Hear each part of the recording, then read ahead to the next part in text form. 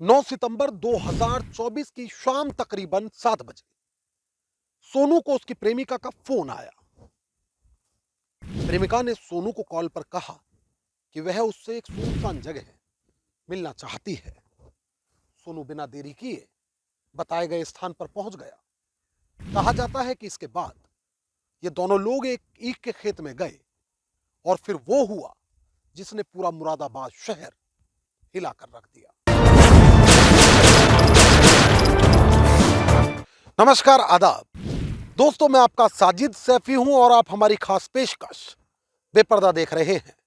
और बेपर्दा में आज बात मुरादाबाद में हुए उस खौफनाक हत्याकांड की जिसमें पुलिस मृतक का धड़ तो बरामद कर चुकी थी, लेकिन यदि पुलिस उस घटना का खुलासा करके उसके गुनहगारों को गिरफ्तार न कर पाती तो मृतक का सिर बरामद करना नामुमकिन साबित होता।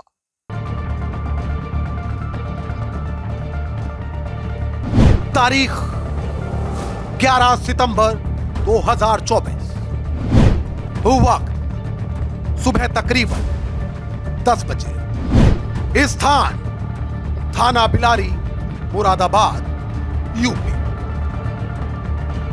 जिस वक्त कानून के रखवाले एक कड़क चाय के साथ दिन की शुरुआत करने जा रहे थे, ठीक उसी समय एक व्यक्ति तेज कदमों से आज बिलारी थाने पहुंचा। उसके होंठ जैसे किसी तनाव के कारण सूखे हो, दिल जैसे दीवार पर टंगी घड़ी की सुई की तरह तेज आवाज कर रहा हो और उसकी अजीब कैफियत जैसे किसी अनहोनी के डर की ओर इशारा कर रही हो।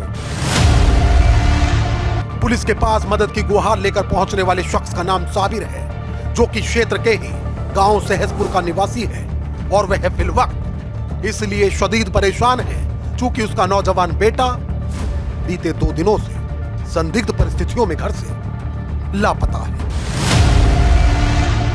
साबिर ने पुलिस को बताया कि 9 सितंबर की शाम करीब 6 बजे 25 वर्षीय बेटा सोनू किसी वैवाहिक कार्यक्रम में शरीक होने की बात कहकर बाइक पर सवार होकर निकला था, मगर 48 घंटों के बाद भी उसकी कोई खैर खबर नहीं। खैर, पीड़ित की तहरीर पर मामला गुमशुदगी में दर्ज किया गया, मगर पुलिस अपनी जांच का आगाज भी कर पाती उससे पहले ही उसी शाम बिलारी पुलिस को निकटवर्ती जिले रामपुर के सैफानी थाना पुलिस से यह जानकारी मिलती है कि सैफनी थाना क्षेत्र में रामगंगा नदी के पास स्थित एक ईख के खेत में एक युवक की अर्धनग्न सरकटी लाश बरामद हुई है। सवाल है कि क्या मुरादाबाद के सोनू की गुमशुदगी और रामपुर में मिले शव का आपस में कोई ताल्लुक है या फिर यह सवाल गैर जरूरी है।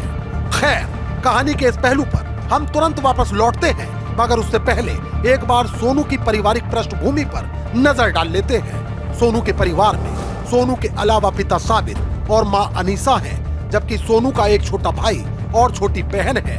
मृतक के पिता साबिर गाँव में ही एक ईंट के भट्टे पर ईंट पाथने का काम करते हैं, जबकि सोनू कपड़ों की सिलाई का काम करता है। चलिए अब कहानी के उसी पहलू पर एक बार फिर वापस लौटते हैं। दरअसल चूंकि सोनू 2 दिन से लापता था और परिवार पहले ही अनहोनी की आशंका जता चुका था, ऐसे में बिलारी थाना पुलिस का भी मौके पर पहुंचना लाजमी था। लिहाजा मुरादाबाद के बिलारी थाने के तत्कालीन थाना प्रभारी लखपत सिंह और तत्कालीन एसएसआई राम नरेश यादव अपनी टीम के साथ तत्काल मौके पर पहुंचे। सूचना पर सोनू का परिवार भी मौके पर पहुंच चुका था। मृतक का लहूलुहान अर्धनग्न धड़ गन्ने के खेत में पड़ा हुआ था, जबकि तवील खोजबीन के बाद भी पुलिस घटना स्थल से उसका सिर बरामद नहीं कर सकी। इधर मृतक का धड़ देखते ही सोनू के परिवार में कोहराम मच गया, क्योंकि जिस शख्स को गन्ने के खेत में निर्ममता पूर्वक कत्ल किया गया वह कोई और नहीं बल्कि 2 दिन पहले से लापता सोनू ही था। खैर, अब जहां पुलिस के लिए मृतक का सिर बरामद करना एक बड़ी चुनौती था, तो वहीं इस खौफनाक हत्याकांड की कड़ियां जोड़कर हत्याकांड का खुलासा करना भी पुलिस के लिए एक चैलेंज बन चुका था। हालांकि इस दौरान जो आरोप मृतक के परिवार द्वारा लगाए गए उसने पुलिस का काम आसान कर दिया, क्योंकि परिवार ने पुलिस को बताया कि सैफनी के मोहल्ला मजरा में सोनू की नंसाल है और वहीं पड़ोस की रहने वाली मेहनाज से सोनू का प्रेम प्रसंग चल रहा था।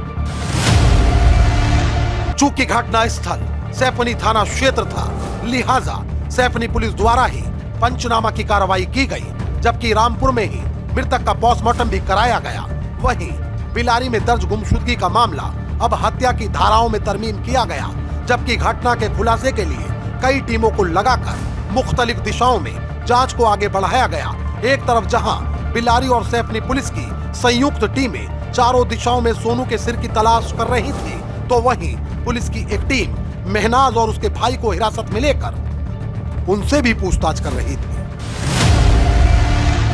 शुरुआत में महनाज और उसके भाई द्वारा पुलिस को गुमराह करने की पुरजोर कोशिश की गई, मगर उनकी सारी चालाकी उस वक्त धरी की धरी रह गई जब केस पर मुसलसल काम कर रही सर्विलांस की टीम ने पूछताछ कर रही टीम के कान में बताया कि हत्या से पहले महनाज से ही सोनू की आखिरी बात हुई थी।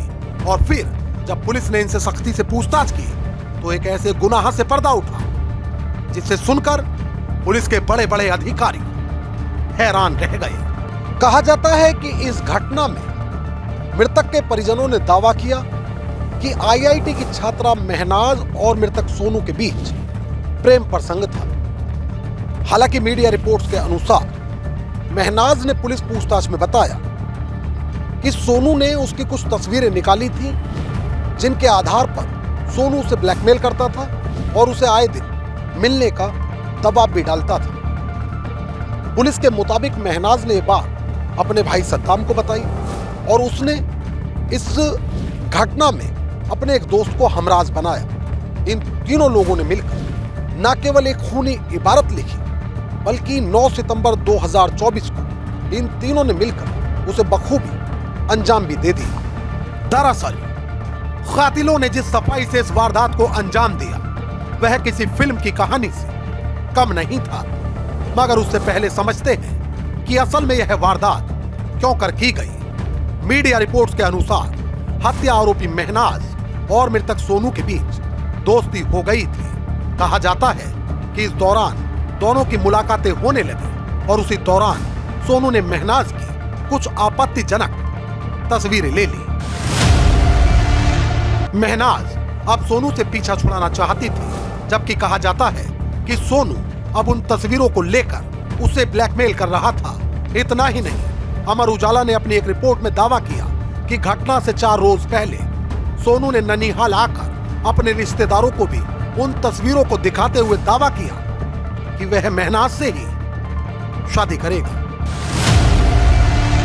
बात मोहल्ले में फैली तो महनाज और उसके भाई सद्दाम ने सोनू की हत्या की साजिश रच डाली। रिपोर्ट के अनुसार भाई बहन इतने गुस्से में थे कि वो किसी भी कीमत पर सोनू से इंतकाम लेना चाहते थे।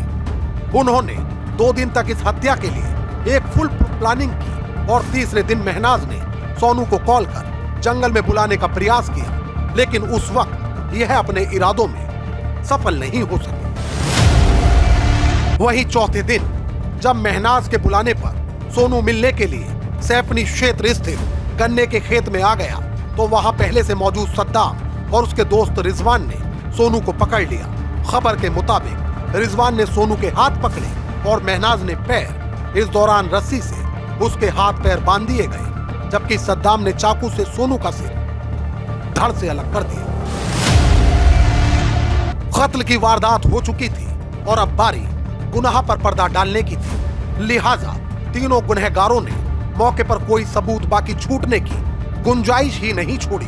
दरअसल यह तीनों अपने घर से कपड़े, पेट्रोल रस्सी और छुरी साथ लाए थे। हत्या के बाद कातिलों ने सोनू का सिर उस थैले में डाला जिसमें यह लोग कपड़े और रस्सी लाए थे। जबकि मृतक की शिनाख्त न हो इसलिए इन्होंने उसके कपड़े भी उतार दिए। इस दौरान पहले आरोपियों ने अपने कपड़े बदले और फिर घटना स्थल से करीब 2 किलोमीटर दूर एक डंपिंग ग्राउंड में मृतक के कपड़ों के साथ अपने उन कपड़ों को भी पेट्रोल डालकर आग लगा दी जो कपड़े इन्होंने घटना के वक्त पहने थे। इतना ही नहीं, इन्होंने मृतक के सिर को भी इसी डंपिंग ग्राउंड में डंप कर दिया। इस दौरान इन लोगों ने साथ लाई गई पेट्रोल की बोतल भी उसी आग में सुहा कर दी, जबकि सोनू और महनाज के मोबाइल के भी टुकड़े टुकड़े कर दिए गए। शातिरों ने जिस सफाई से कत्ल की इस वारदात को अंजाम दिया वह किसी को भी हैरत में डाल सकता था, मगर कहते हैं ना कि गुनहगार चाहे कितना भी होशियार क्यों ना हो, अंततः उसे अपने किए की सजा मिलकर ही रहती है। यही इन तीनों के साथ भी हुआ।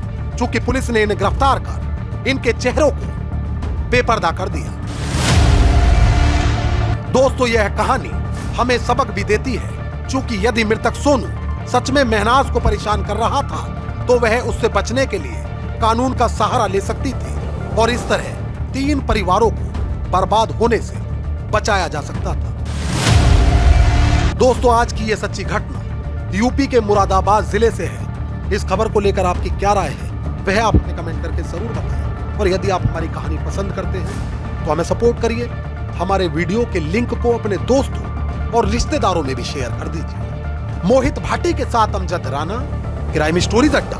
तो दोस्तों, फिलवक्त मुझे दीजिए इजाजत। लेकिन यदि आप क्राइम स्टोरीज अड्डा पर बेपर्दा के और भी एपिसोड्स देखना चाहते हैं तो हमारे चैनल को तुरंत सब्सक्राइब कर लीजिए, बेल आइकॉन दबा दीजिए।